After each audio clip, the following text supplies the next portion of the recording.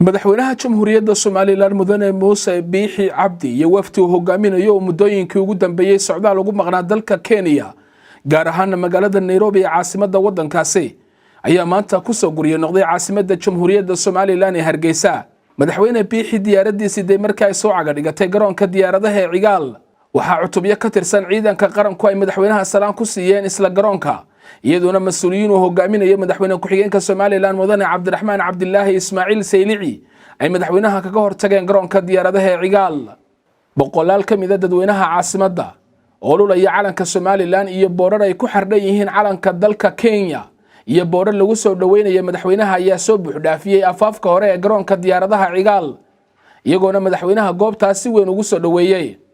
madaxweynaha jamhuuriyadda Soomaaliland Muuse Biixi Cabdi oo warfidiyeenka la hadlay ayaa ka warbixiyay kulamo dhowr ah oo la qaatay madaxda dalka Kenya ugu sarreysa oo uu ka mid yahay madaxweynaha dalkaasi mudane Uhuru Kenyatta. socdaalkan ku tagnay ka warqabtaan waxa martiqaad dawladda Kenya ay nasiisay oo madaxweynuhu martiqaaday si wacan markii aanu tagnay markiiba lagu raajin ee madaxweynaha waa la kulanay si wanaagsan waana loo soo dhaweeyay. qodobadii aanu ka wada hadalnay dhammaantood waxaanu soo galnay media oo u aragtay waxa sharaf ah in dawladda Kenya markii u horeysay inuu hadal wada galnay ama heshiisyo aynu si wada jira u soo wada saaray communique laba dawladood oo aynu publica u soo bandhignay wixii aanu ku hadalnay qodobadiina waa wada haysaa. waxaan u aragnaa inay ahayd guul Soomaaliland soo hoytay waayo dawladaha jaarka ah dawladda qura ee aynaan hore heshiisyo badan ula gelin inkastoo xiriir jiray oo madaxweynayaasheenu tageen Cigaal baa tagay Allah u naxariistay oo daahriyaala tagay laakiin ma aynaan gelin heshiisyo waaweyn. xiriirkeenu ma xumayn oo xiriir joogto waa lahayn laakiin isdhexgal iyo wada shaqayn ma aan lahayn. wixii xoog la saaray dhinac walba ka hadalay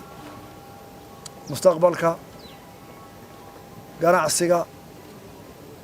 waxbarashada maalgashiga wixii la isku dhaamo dhan in la isoo wadaarsado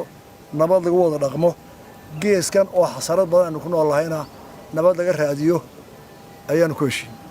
madaxweyne Biixi warbaahinta ayaa wax ka weydiisay aragtidiisa ku aadan xiriirka ay Soomaaliya u jartay Kenya maadaama dawladda Kenya ay qaabishay Soomaaliland. horta dareenkan ku ay la yimaadeen qofkii aan u tagnaba inay cilaaqaadka u jaraan qudhadina waxay noo fureen albaab wanaagsan. Soomaaliland waxay fureen albaab dhib yar oo ictiraaf ku imanaya socdaalkeenu barno kol wan baarinba dawlad umar washariyo taasay ka tagayo Afrika ku dawladba way ka bixi inaguna uu degi doona anu saasaan u arkaa dawladda iyaga xiriirka jara Soomaaliya inagana maxaa lagu waajiba inaanu dawladdu bal la shiro oo arrinteena kala hadlo. dadka Soomaaliland ee siyaasadda falanqeeya badidood waxay sheegeen in madaxweynaha iyo waftigiisu guul ka soo hoyeen socdaalkaasi. Zakariya Sudaysi telefishinka Sahan